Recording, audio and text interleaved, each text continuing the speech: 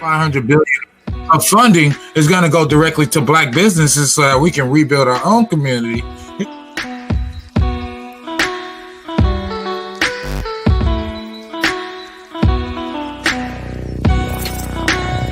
We in this time right now where they have already threw all this on us: oppression, drugs, guns, all of that. That's what.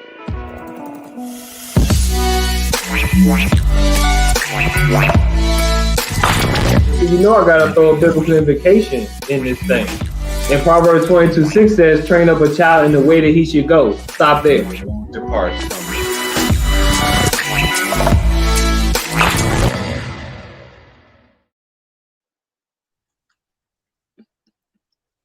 Yeah. What's the deal, man? PolitiKan the Podcast. We back again. What's the deal? We got the crew in here, man. Miss Cherie, y'all get it. My boy Alvin, Folks on the Future. What's the deal, everybody? What up, what up, what up? What up? Hey, man, chilling. So we ain't got no script this week, man. We just chilling this week, chopping up, having a quick little Friendsgiving conversation before we go into this holiday. You know what I'm saying? So one thing I seen yesterday though was my boy Yazaketi getting it in. So did you get on with Marcus? Explain to the people what was going on and what you was doing. Oh man, I'm always trying to get it in, baby. You know what I'm saying? Pretty much what I'm doing right now for the holidays and everything is I got this transformational thinking sessions where I'm just helping as many people as I can before we go into 2021, helping them out with their mindset, helping them get out that domesticated mindset, unleash the inner lion that's inside of them, and go into 2021 thinking that they more than some conquerors, baby. That's all I got going on right now. I think it is the season of really giving. Like all the other years you hear season of giving, but like we all stuck, some people ain't even gonna have a turkey, you know what I'm saying? COVID even hit their refrigerator. So I'm just here to help as many people as I can, man. That's just the grind I'm on right now, brother. Respect. Definitely. Yes, sir. I respect it. What about you, Alvin? So since this is not scripted, baby, I gotta know though. You know what I'm saying? What you got going? Well, I couldn't hear both. I couldn't hear you. Go ahead. Oh man. No, what did you say? I couldn't hear your question because y'all said since it's unscripted, and I was like, and I got stuck. I'll wait on you.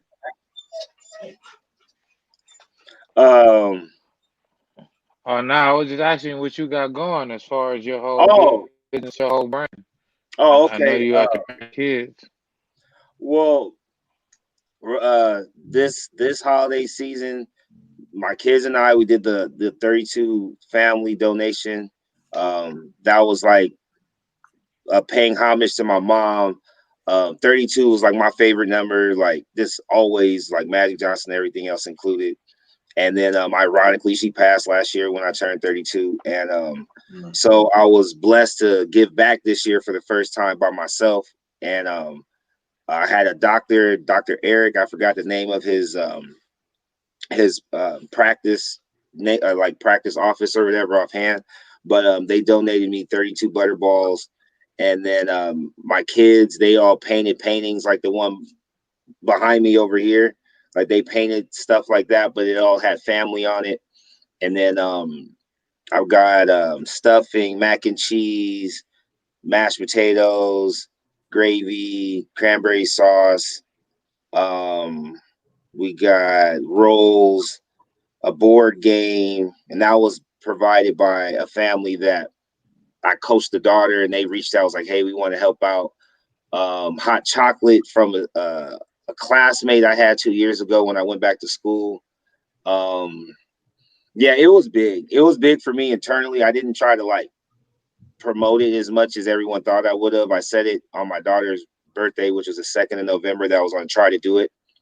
Got it done. And then while doing that, I just been training kids out out in front of my house. Like literally I pull out all of my equipment. I have them jumping on the dryer. As Yaji Kedden and his wife are still, he loves it. He's like, man, that's some real stuff. His wife, my wife, they cringe every time I post a video because it's a dryer, and it's like, who do you see having kids jumping on top of a dryer? They lift weights, they run with the parachutes, they do it all, and then they hoop in front of the house. We did a little makeshift tournament. I wore the referee shirt, brought out my whistle, let them play 3-on-3. I mean, it's just like my hashtag, like my brand. I really sincerely believe my calling is for children, and that they're the future. And the more that we focus on them and make sure they're prepared for what's to come next, the better we all will be. You know what I mean? Not just each individual community, but the entire world, because we're not going to be here as long as they will be. And if we give them the knowledge we already have, plus the stuff that's coming up, they should be able to conquer a lot of mountains, a lot of internal conflict, and just get through a lot of BS that we probably couldn't. So that's just been what I've been doing, like all COVID, and it's been a lot of fun. I'm tired, you know what I mean, but it's keeping me in shape and everything. It's making my dog upset because he can hear me in this room, and normally he's jumping behind me on this little futon I'm sitting on.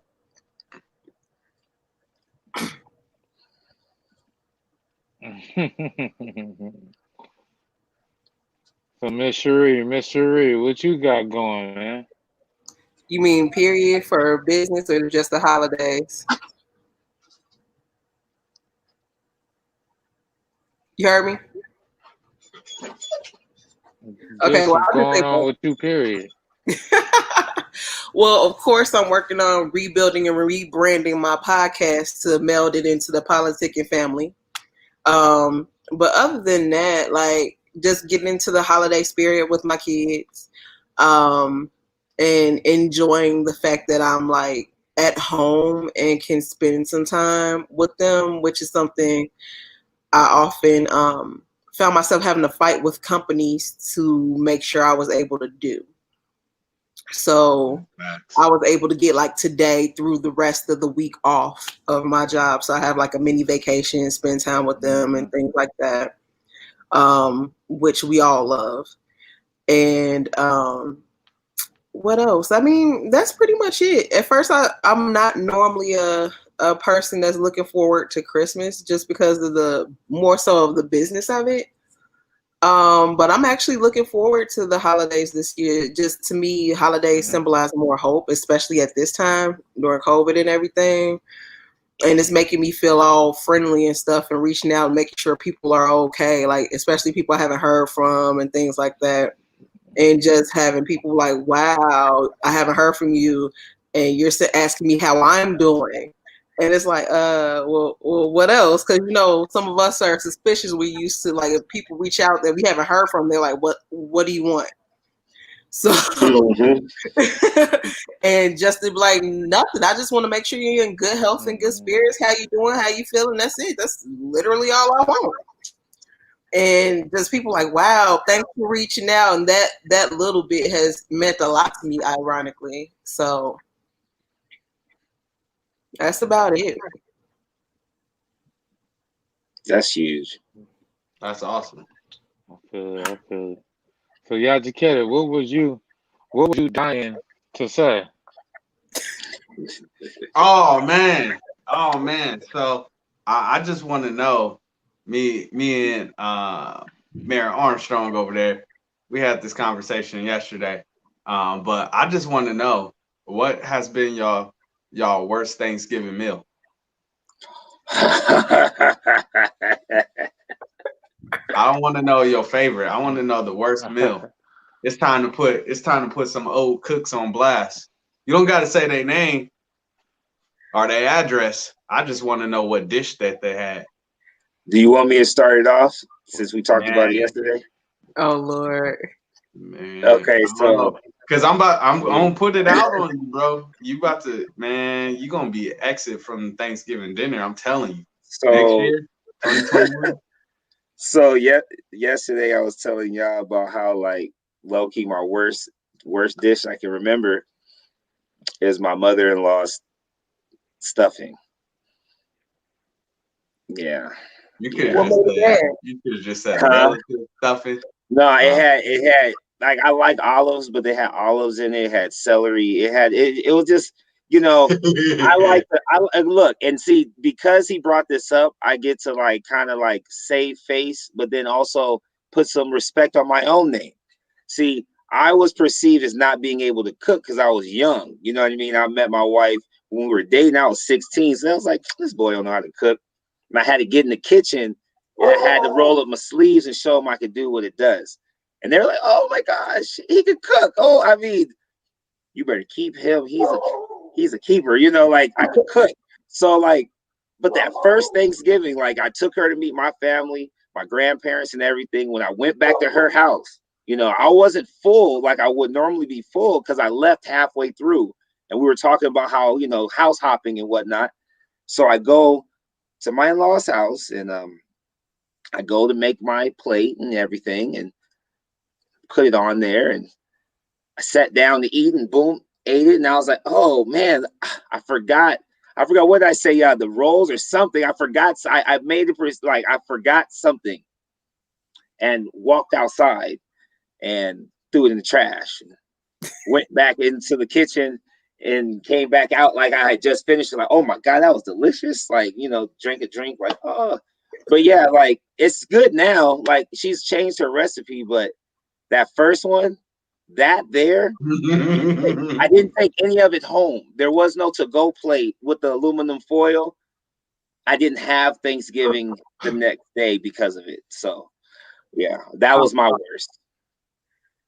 Well, for me, my mom actually, it became like an unofficial Thanksgiving tradition because my mom would always cook, but somehow everything else would come out great. But her rolls will always end up burnt. It was the last thing she would put in. And they will always be burnt. And because by then people are starting to trickle in. She's trying to like wash herself up so she doesn't smell like the food she cooked. So then she'll put the rolls in the oven. Everybody forgets. And, you know, I was younger, so I would be in a foul mood because she done snapped on me all day because she didn't want me to do X, Y, and Z. So I wasn't thinking about them rolls. So she would burn them. We're not talking about burnt on the bottom. We're talking about all black, hard as rock rolls.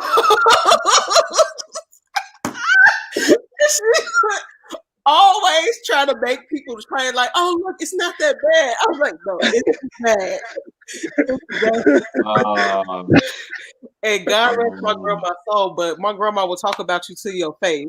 And she was packing my grandma's plate and tried to put the burned rolls in a plastic bag. My grandma was like, she talking to me and looking right at my mama like, I know she not giving me those burnt rolls. Like I'm going. And then she was like, oh, no, I'm gonna give it to your auntie. I was like, oh shoot. Oh, but every year it never fails. So to this day now she finally stopped buying the brown and serve rolls. She just gets some like Hawaiian rolls and just tell people if you want to go at it. Like I'm not tear up some Hawaiian rolls. Man. Yeah, but it was always the holiday joke and it never failed. It's like smiling. It's like you know how like coal? It's like coal. You know what I'm saying? It was. Yeah. I mean, the only other thing was her Christmas candy and fruit, because me and my brother would tease her about that as well. Because somehow she would always just leave the Christmas candy in the dish, and it'd just sit there. Because I'm like, the only person who liked it was her. It was like the old school Christmas candy. I don't know if. Oh yeah. The white with the green, like, and it had like a little yeah, I ain't like that. But she was old school. She had the Christmas candy, the shell, the nuts with the shell. So we had nutcrackers on the table. Oh my! A bowl of fruit. So I grew up like that old school. I was raised. No, that's my dad's side of the family. That's my grandparents. Like I can't lie. I look forward to that because I pinched my finger once with the nutcracker because it was the old school silver one. Yeah. So I was like, pow. I was like, ooh. So every year I tried not to pop my fingers. So it was like, I'm gonna try. And then my grandfather's hands were so big, he would just like, he would put them in there. He's like, oh, you just pow like that. I'm like, nah, I got 2 hands. Like, oh my gosh, that you just took you back memories. You took me back. You took me back. The candy in the dish, you would never take it till the following. Nobody ate that candy. Nobody. Well, you know what? My grandmother did, and some of her sisters did. So they enjoyed it. I hated it. So whoever didn't eat it, it stayed in that dish, and me and my brother would joke because, like, one year it was my grandma again. So by New Year's, she goes in the dish. She's like, "Oh, there's more candy." We was like, "No, that's the same candy for Christmas." And my grandma asked my mother. She was like, "You trying to kill me?" I'm like, "Oh my God." Like it's stale or something. She was like, "Trying to go on the road and then you trying to feed me the same candy." I'm like, "Oh my God." So yeah, those were holiday blunders that were like hilarious all the time. Every year, same thing, but always funny. Mm-hmm. What you got, Kayla? What's your worst dish, bro? For me, it's always the potato salad. That's why I only eat my mama and my grandma potato salad, because niggas do not be getting it right, man. I don't know who made that potato salad, but it had olives. It tasted like they used like Olives. it had like olives and like paprika on it. And it tasted like it was like Miracle Whip instead of mayonnaise. It was, man, the potatoes wasn't all the way like smashed. Like they was kind of still hard. They wasn't like, done. I don't know. If you do not know how to make potato salad, just do not make it because it do not go well. You don't know what you can't make this. For real. What about chunks of onions and green peppers in it? Oh shit. I would say mine, like I was telling Alvin, mine is we went to my family was invited to at the time an old pastor's Thanksgiving. So the whole family went and he invited a whole bunch of members from the church over, right? So we go over and everything like that. My favorite dish is sweet potato pie. That's it, you know. So I knew my I don't know if my mom made it or my wife made it. One of them made it, and they know how to make sweet potato pie. So I'm like, okay, cool. My wife took the recipe from my mama, and it's been good. So we go over there, we eat, food was good, and then I was like, it's sweet potato pie time. I eat some sweet potato pie, and I spit it out. I was like, whoa, what is this? This is not sweet potato pie. I think it was made with like Splenda or like Sweet and Low or something. Somebody tried to make sweet potato pie like a healthy version of sweet potato pie. And I was like, no, this is not made right. Who made this? I don't know if it was trying to be like a vegan. I don't know what it was. It was nasty. And so my my wife and my sister come over and it's like, oh, let me get some sweet potato pie. I was like, y'all don't want to eat this. This is nasty. And then the lady that made it came over and it's like, how y'all think? Y'all like it? And I knew the ones in the corner were my mom's. So instead of lying to the lady, I was just like, yeah, I like those over there. That was the nastiest sweet potato pie I ever had. And so from now on, I'm gonna eat two people's, my mom's and my wife's. And then other than that, when I went to Oklahoma, we got to start being honest, man. When these people make these fucked up dishes, we got to stop. We just got to start being like, look, bro. Next year we ain't gonna have this again. You made the mashed potato food at one time. You the mashed potato guy now. You know what I'm saying? We're gonna have to just start designating because you can't cook, man. You bring in the salad, and you bring in the sodas. You know what I'm saying? You bring in the ice. Get the I don't get in the kitchen. I can't cook. I don't get in the kitchen, but I put the money in so we can get whatever we need to get. Right there. So I'll play that part. I'll be the one making sure the olives, your celery ain't smashed up in your stuffing. Your olives, you got too many black olives. Why is there olives in the potatoes? Olives is good on nothing. I don't know nothing that olives is good on. So I don't know why people put olives like olives on enchiladas. Why do you put olives on enchiladas? That shit is nasty. Hey, olives on enchiladas though. Yeah. Nah, bro. Don't put olives on that shit. But I can eat olives. I can eat olives by themselves though. Oh, I saw something on Facebook. I want to ask, have y'all ever heard of somebody putting boiled eggs in the stuffing? What? It was something somebody asked on social media earlier. I wanted to ask because I was like, I have never heard of that. But they said they like a whole boiled egg, or they like chopping it up and putting it in. Like whether it's chopped up or they just half the boiled eggs and sit them on top of the stuffing. I don't know. I really don't want to know because I was not raised like that.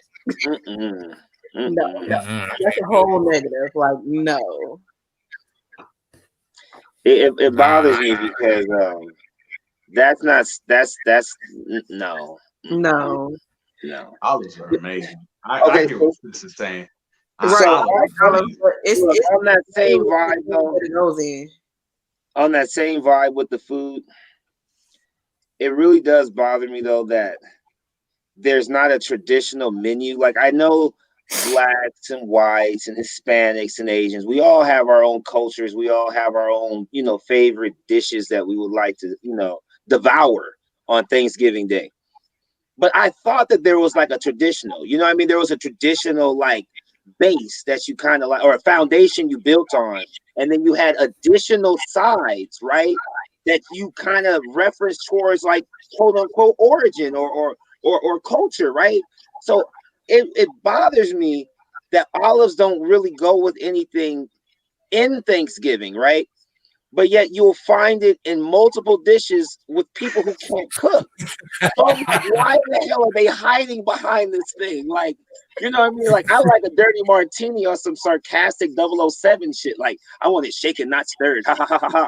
And it's like they give you the Spanish green omelets, Spanish green olives with the little pits or whatever.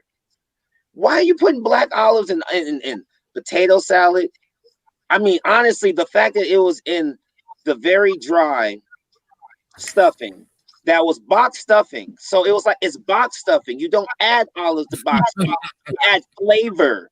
You add love. You add TLC. You put your feet in that thing, and you tell me you did it with like extra breadcrumbs or something, like or stale bread. Like, don't do me like this. I was so devastated. And I got the corner piece.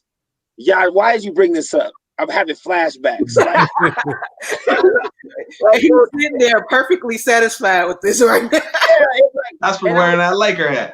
The turkey wasn't even moist. The turkey was dry. So I went with the ham. So I had for the next couple years, I would have to do like a good Hawaiian roll or a roll, depending on what they had. And I would just grab the ham, right?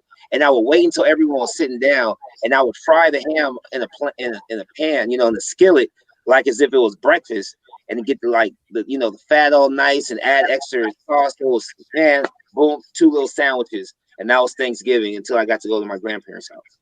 Oh wow. Yeah. That's my pet peeve for Thanksgiving. Really is dry turkey. Oh, that ruins everything. Because now I don't want any meat that person cooked. Because it's like no. You tainted Thanksgiving. Right. The whole thing. You gotta put the gravy on it, man. You gotta put the turkey gravy on the turkey, man. I have never not brown gravy. Turkey gravy is specific gravy. It's gravy just for the turkey. Get that turkey gravy on there, man. It gotta slap. That's what I'm on.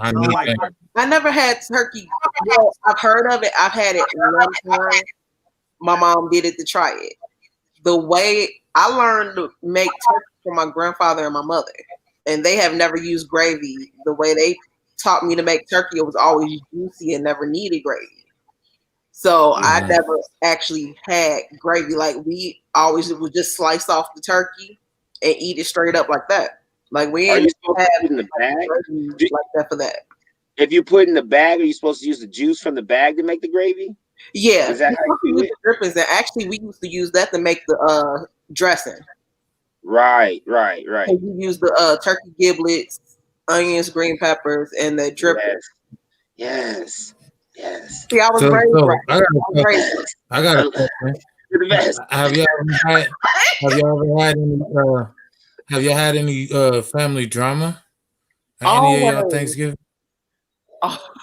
Always. Okay, I got to go first again because I can't hold myself together. So my mom's was a cold piece of work.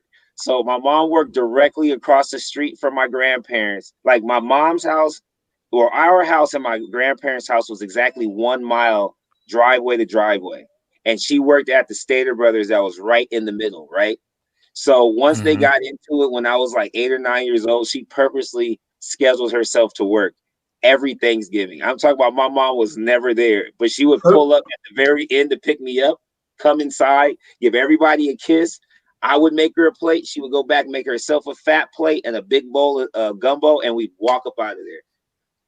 That was my favorite drama, was that like I got to see why she didn't like different people in the family. Like she would tell me before it would go down, then I would sit back like I was an old person, like, ooh.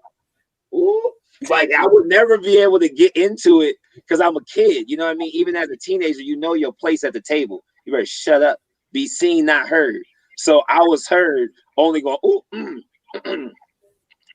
ooh, yeah, like scratching my neck and all that. I love that drama. That's always the drama. For me, I have a large extended family. My grandparents had 9 children, and most of them had at least 4 children each, except for a couple who had 2 or 3. Like my mom only had 2. So you can imagine there's already at least 50 of us in the house. And back then, when we actually did those large gatherings, it was fun because it was always something. I had one aunt that was on drugs who always stole. So as soon as she came in or the announcement came through that she came, everybody was like, "Had your purse, grab your purse. If it's in the room, get it. Hurry up." There's like, "Oh man, here go this one." And then it's like, it would always be cool at first, everybody eating, chilling. Then all of a sudden, it'd always be the random fight that would end up with somebody rolling from the back of the house all the way to the front of the house, out the front door, all the way. My family was known for bringing fights outside, bringing the entertainment on the block because they had lived there for like years. So it was always, every holiday, they knew as soon as it was a house full of people over our house, they was like, "Oh, wait a minute, wait till the liquor kick in. They finna fight about something." And lo and behold, it was always at least 1 or 2 fights that broke out that ended up outside. And then next thing you know, the fight over, they arguing, and then they'll go back to drinking like nothing happened. I'm like, okay, that's what we do. Okay. We got to do better, man. A lot better. Man, I don't even know if it was Thanksgiving or what holiday it is. I don't even know. But all I know is in my family, when we all get together, there's only one thing that is banned from ever coming in my mom's house ever again, and that's the game of Uno. Can never play Uno in my mom's house ever. If me, my siblings, we together, you can't play Uno. Don't bring the cards in. Don't bring Uno reverse. Don't bring no Uno in there because I don't know what happened, but the competitive spirit came up and we were playing Uno. And I think my sister was losing, but she said we were cheating. And then it just ruptured from there. And we're like, hey, nobody cheating. And then we all yelling at each other. And ever since then, moms and pops was like, nope, don't ever bring Uno back in my house ever again. You ain't going to get no plate and you ain't getting in. Wow. That's crazy. If y'all want to see me on Uno, let me know. We'll just play that. It was always drama at my family's house. So for me, it had been an incident at the last family gathering before Thanksgiving where I got a drink thrown on me. So I was basically like, you know what? I ain't going to mess with the family because I'm going to end up punching on somebody because brothers got into it because one of the brothers' homeboys was trying to get at the other brother's wife. And it became some whole stuff, man. And nigga threw a drink and missed and hit me. I wasn't paying attention, so I just get hit with the drink. I don't know what the fuck going on. I'm so confused, and I'm just soaked. And I'm like, what the hell going on? I see niggas holding niggas back. I'm like, did this nigga just throw a drink on me? What the hell happened? I'm gonna punch on Malice in the palace. So, you know, I started to skip out on the family events. So, you know, I'm just tired of all this negative energy. So Thanksgiving hit around. Brothers and sisters was arguing. They get around to the prayer where they praying for dinner, and in the middle of the prayer, the brother start cursing out his sister like, "Oh fuck you, bitch, you ain't shit." So during the prayer, and it ended up being a whole blowout, like you said. They end up running out into the front of the street, and then grandma out there trying to get in the middle of it, and then mama getting in on the side, and then everybody jumping in, and then it's causing other altercations, and it just was a big ass melee that started at the dinner prayer, man. And ever since then, it's been about 5 years. Our family has not gotten back together since that incident. It's just ridiculous, man. It was like, you know what? I ain't bringing that drama to my house, so it's just me and my family. So when this COVID shit hit, nobody met up for Thanksgiving in my family in like the last 5 years anyway, because of the big blow up during the damn prayer. We trying to pray for the food, and they over here beefing on some whole other shit, man. It was ridiculous, man. Like, black families, man, we got to do better, man. Maybe one day we could all come back together, but it ain't gonna be in my house.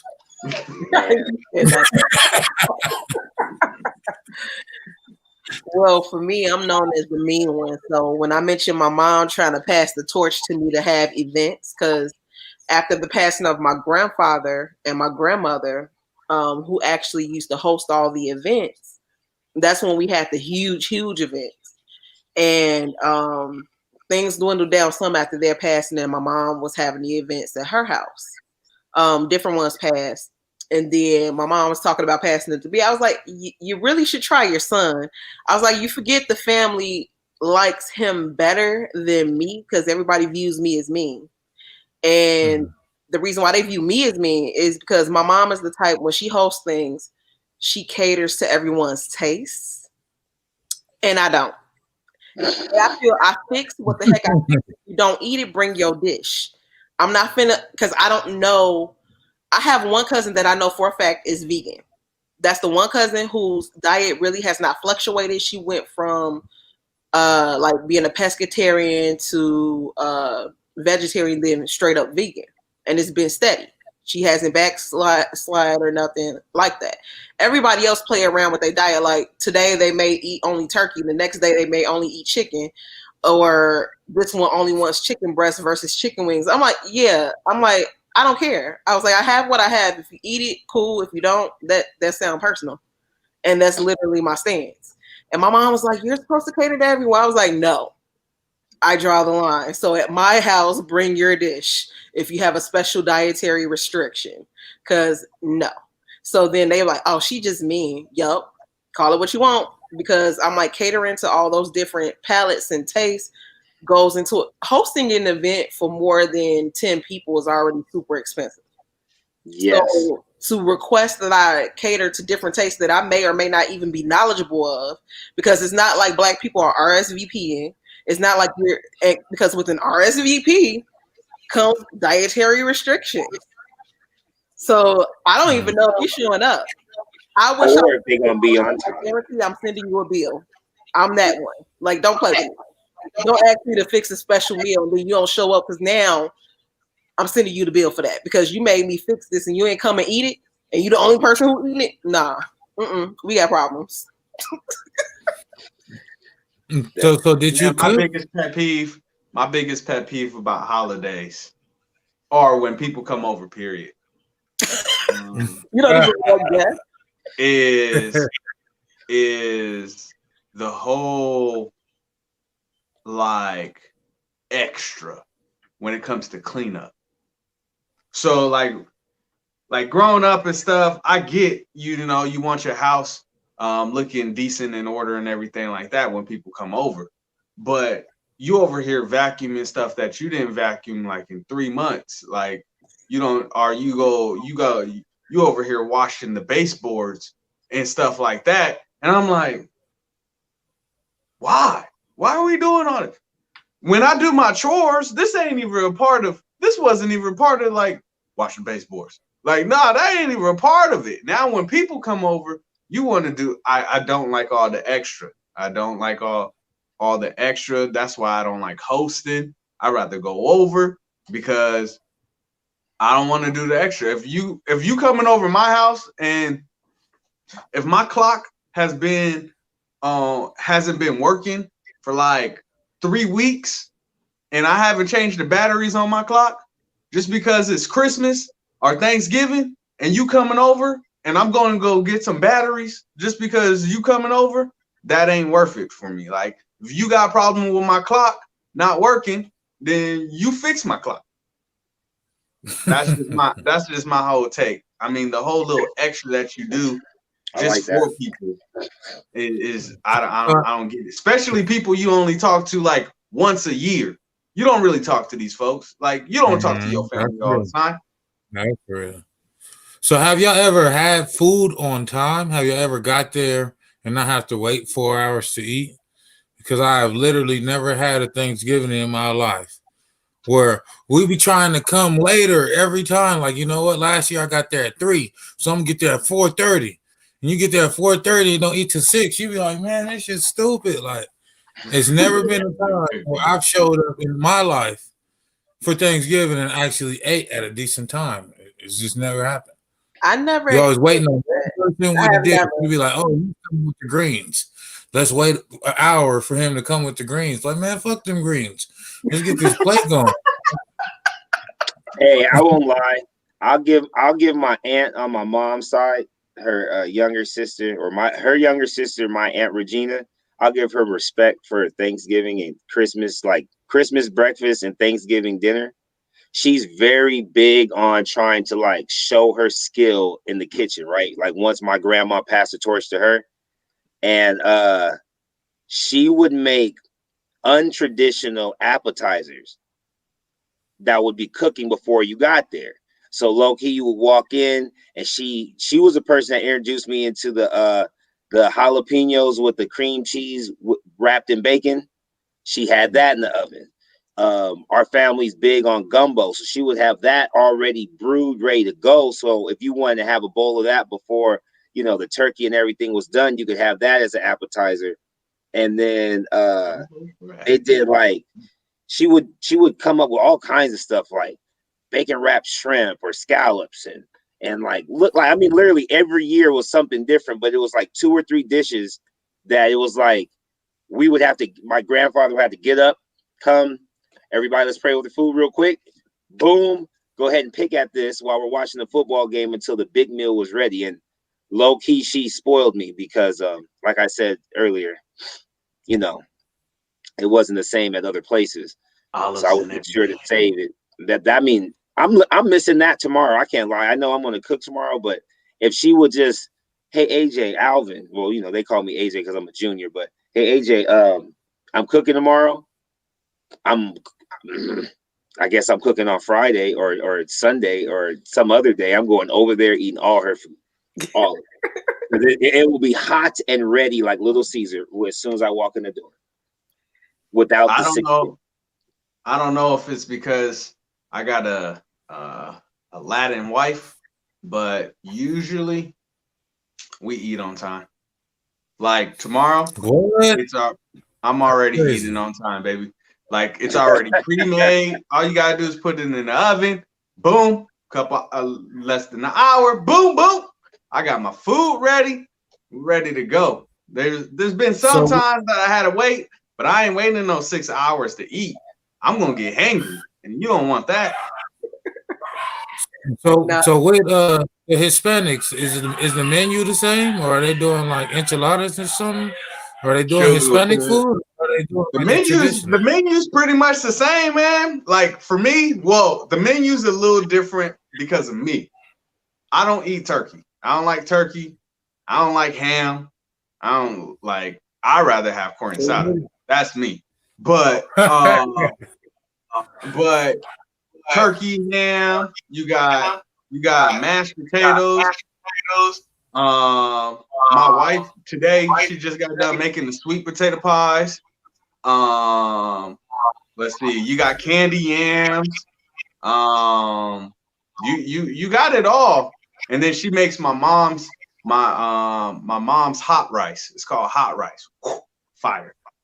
So she learned the stuff that I liked, and she added it to their dishes. But now it's pretty much the same, and it tastes the same. It tastes the same. That was my main thing. I was like, oh Lord Jesus, this is about to taste different. And I'm like, okay, I'm cool. I got the right one. She knows how to cook. Well, probably part of the Black family, well, at least my grandparents and my mom, they operated the same way, which was they would do all the baking and stuff the day before.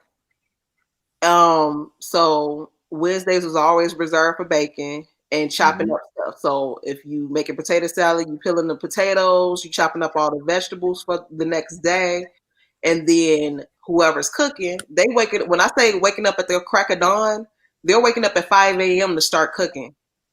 5 a.m. no later than 6. So I'm used to eating by noon. So noon.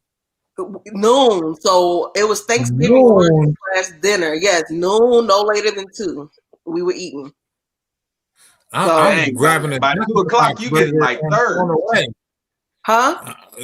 You got to eat before you go there. Like you literally got to eat before you go because you gonna be hungry. Like man, I don't know. See, I always got to get the lay of the land. I've never really been over anybody else's house, so like if I did, I would always start off at my mom's house because I know the food ready already. Yeah. Well, I mean, I walk in and plus if it's not done.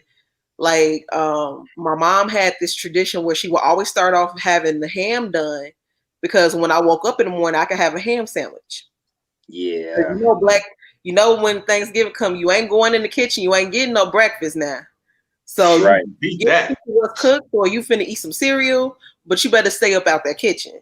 Yeah. So she had a thing where she would have the ham done so that if I wanted something that morning, I could have a ham sandwich.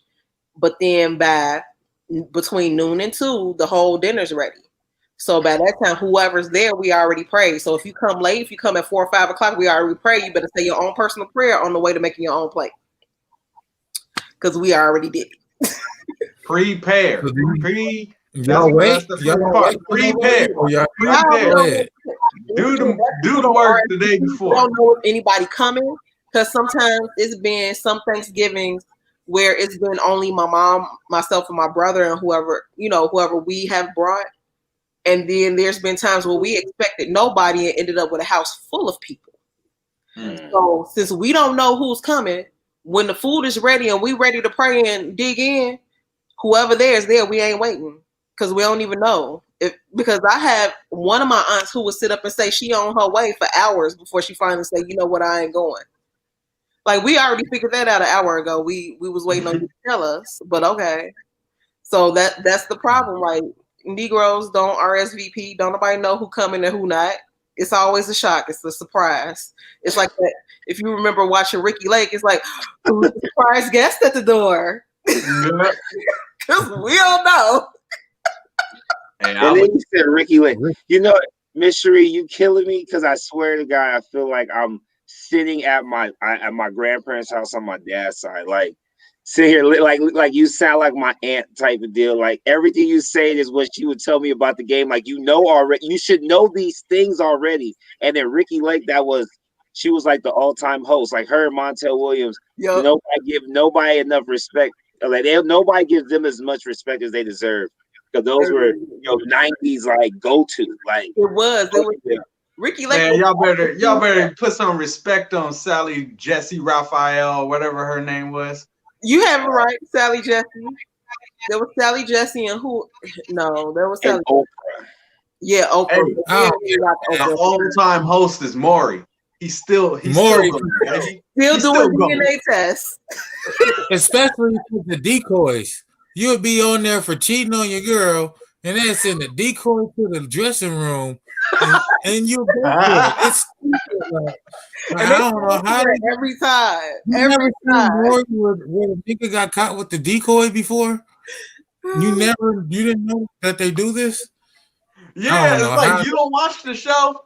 Like my favorite ones for some reason is when they come back to the show like 4 or 5 times. Oh yeah, Dad. Like I swear, Maury, this is the one right here. This is the one. I know he is. This was the last one. Lie detector says he is not the father, and they run off. It's so embarrassing for the kids. It's worse. It's worse when it be the 8th nigga and you be the father. You be seeing that nigga face. She on the 3rd. Like what? 8th nigga. He's like about you hurt. He be looking like I can't run a lottery, not this. I wouldn't even go. If it's a possibility, I'm not doing it on there. You ain't finna blow me up. I was finna take a girl on Jerry Springer. I actually called Jerry Springer, had it all. So it was actually like my high school sweetheart, man. She had cheated on me with kind of like a fake homie, mainly like more of an associate. And I had went to jail, and that nigga was basically, hating on me while I was in jail. And then she got pregnant, and it was wild, man. And I had called up Jerry Springer. I called up Maury, like, yeah, man, I'm trying to go up there. Maury was like, okay, well, when she had a baby, we'll do the fraternity jump off. I'm like, yep. And then the baby came out light skinned. So as soon as that light skinned baby came out, I was running for joy. You know what I'm saying? It was like on life, when that baby came out black. Them niggas was like, who the pappy? I already knew I wasn't the pappy. I'm good. Not the hey, those pappy. Maury ones are funny though. When the dudes be like, hey, look at Maury. Look at their nose. That ain't my nose. That ain't my nose. Look at those lips. Those aren't my lips. Those aren't my lips. Like, you can't have the other person's lips. Look at Maury. Look at Maury. They got curly hair. My hair's straight. And then all of a sudden, Maury, well, we're about to see right now. You are the father. No, my favorite is the guys that get on there and be like, you know what? No matter the outcome, I'm the father. Like, you are not the father. If you sign that birth certificate, you are the father, no matter what that DNA test. That happened to the homie. He got twins, and the twins ends up not being his, and he stuck on the child support. Wow. He said because birth certificate, you basically have to sign paternity. If they're not married, you have to sign paternity papers to be on the birth certificate. And one of those papers, it outrightly expresses that you're admitting paternity to that child. Yeah. So don't sign them papers. You got doubt. He signed them both. He signed them both. Hey, so, I found out some different stuff. I'm not going to air them out, but one of my close ones, they end up finding out the hard way too. Like, you know how that scenario where somebody gets married, say 10, 15, 20 years ago or whatever, and then they break up, they legally separate, or maybe not even legally separate, but they both go and live their own lives. Well, they had a baby and he couldn't even sign the paternity, or he couldn't sign the birth certificate because she was still legally married. So he had to do a DNA test first to prove he was a father to put his name on the birth certificate. Because if you're still married in California, they assume if you have a child and you're still legally married, that child is within wedlock. And if you don't, you know what I'm saying? So then it could have fell on him as his child, and then potential more child support if they're, if they weren't legally together. You know what I mean? Just all that extra BS. But real quick, I gotta shout out the kids. Since you saw Cassie saying hi twice, I told them they better not mess up my podcast today because I'm in my room. Normally I'm in the garage because I have to avoid them because they're loud and unnecessary. So I told them, I say hey to Cassie, Ava, Amaya, and Aria for not ruining my freedom away from them.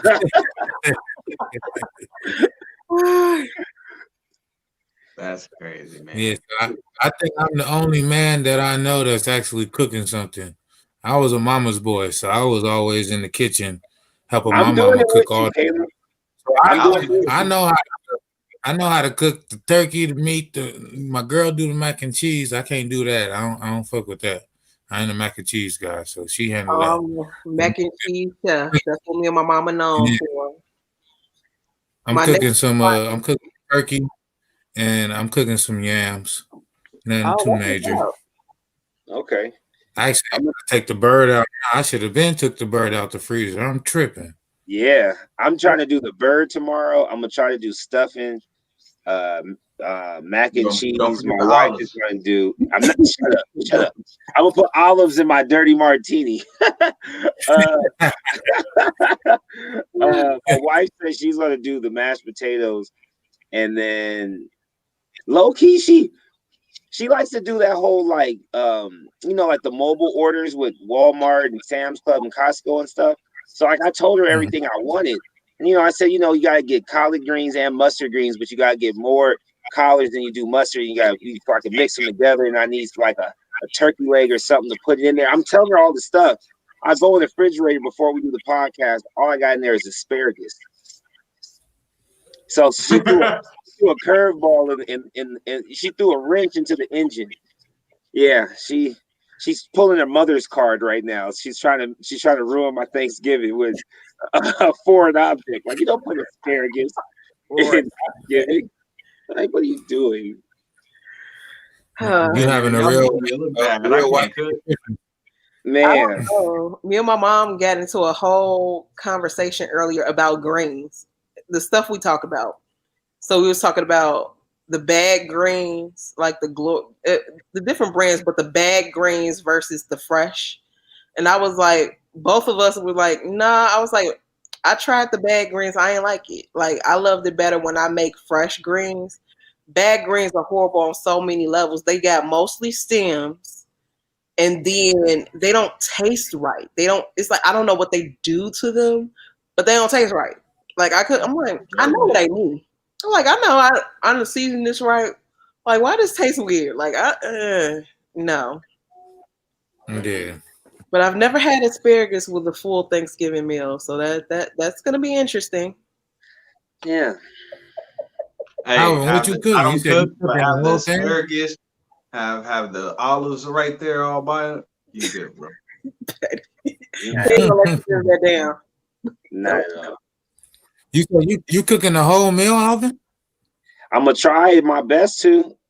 Like my mom, because she had Alzheimer's, and then she also got into it with her parents, but didn't tell nobody. So she was always on the whole I'm the black sheep thing. But I just knew because I was the only child. So the torch got skipped over her and I straight to my aunt, who was her younger sister. So she's always cooked. So when she was sick, we would still all go over there eating everything. But with COVID and all that, I know they're not going to cook. My in-laws, they're not going to cook. Like, they're going to cook for themselves, but they're not going to cook enough for everybody. So I feel like this is my turn. Like, I gotta, sack up and provide for the family. Like, she ordered it, right? So I cook it, and we all devour it, and then I can feel like I'm a boss or something like that. And if it looks and tastes bad, I won't have to worry about anybody's mouth but everyone in my house. That's the only good thing. There'll be less critics than if I invited everybody to come over and try my first Thanksgiving. I will admit one blunder I made for the holidays, and it wasn't really my blunder. My mom raised me to cook, right?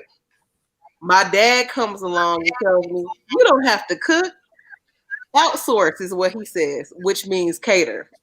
So quit heat and eat stuff. And a lot of guys, when I tell them that, they were like, "Wait, your dad told you not to cook?" I was like, "My daddy. So if you got a problem and I don't cook, talk to my daddy."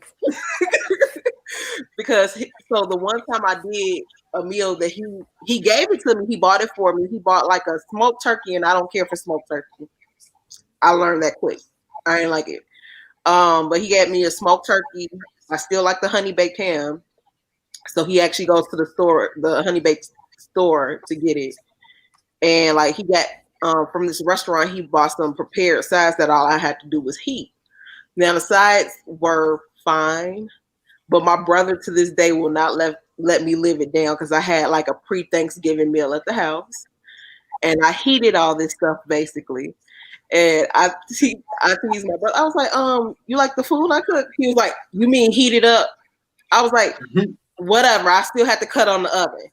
So now, even when I posted, I was like, "Yeah, I just made some fried mac and cheese," and he was like, "Boston Market don't count." I was like, "Shut up." And I know we gotta go pretty soon, but yeah, I got one more question for y'all. The last question is not this year, because this year we're doing COVID, but last year, how do y'all feel about retail stores and all these stores opening up on Thanksgiving, like how it was last year? Like, oh, Black Friday sales start today, 5 o'clock. That was perfect because you used to have to wait until midnight, and everybody used to get trampled, and it used to be literally a melee trying to let people into the stores, opening up everything in the world at 12 o'clock. So I think that it was actually genius because you didn't see a bunch of people getting trampled and ran over, and Walmart's going crazy as soon as they open the door, because that was not going to work.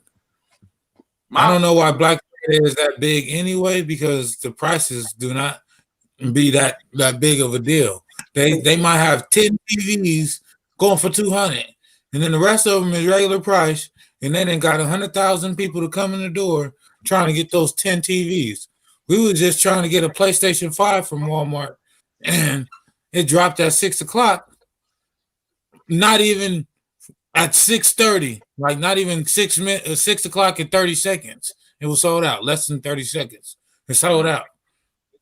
Literally clicked it to add it to the cart, and it was gone. Sold out. How can you sell out in less than a minute? That makes no sense. I don't know how they boofing. They probably have 5 of them on there and had 100,000 people lined up for it because it didn't make no sense. Like, I don't know how you get those, man. Like, they probably buying it for themselves and then reselling them on the aftermarket. That's what a lot of people are doing. They go for $1,200, $1,500. My whole outlook, man. I always thought, even when it was open, I never like participated because I always thought, man, like let people be with their families, or let them. Like, why you gotta try to make money just you can't go one day without being closed. And so I was going because I was in a retail store. Thank God that they were going to pull that trigger. They were going to go. They put out a survey like, "Hey, how would you guys feel if you guys had to work on Thanksgiving?" What? Nah, I ain't no restaurant. You got the wrong one. So I always thought holidays, let the people be with their own family, because those people working on those holidays, some of them working because they get that overtime money. I get that. You get that little extra money. And the other people, like I heard people be like, "Oh man, they were so the employees were so upset." What you think they upset for? They gotta get here you gotta be there at 12 a.m. They gotta be there like 10 yesterday on Thanksgiving Eve, if they call it that, just to set up for you. Nah, man. Mm-hmm. Keep your ass. I get it, but a lot of parents rely on Black Friday to, for their Christmas. Yeah. Mm-hmm. So, especially when you open up that on Thursday, you're allowing a lot of families to have that good Christmas. So if you take that away, them people got to stay home for Thanksgiving. Well, that Christmas tree ain't gonna be full of them presents like they would if you took advantage of it at Black Friday. It's always a gift and a curse, man. It's a yin and a yang with every scenario, man. Nothing is 100%. Well, you just gotta make your decision. Yeah. Hey, now it's changed up because of COVID. So now Black Friday, Target started Black Friday. The beginning of everything closes at 10 now. In California, everything's closing at 10 because my wife, she's a store manager, so she's